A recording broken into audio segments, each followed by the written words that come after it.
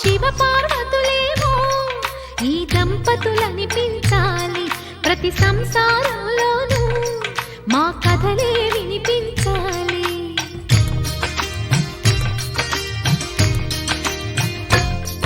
ఆ సిరిని శ్రీహరిని మా జతలో చూపించాలి, శ్రీకాంతుల కొలువంటే మా కాపురం అనిపించాలి. మా ముంగిలిలోన పున్నమి పూల వెన్నెల విరియాలి, మా చక్కని జంట చుక్కల తోట పరిపాలించాలి.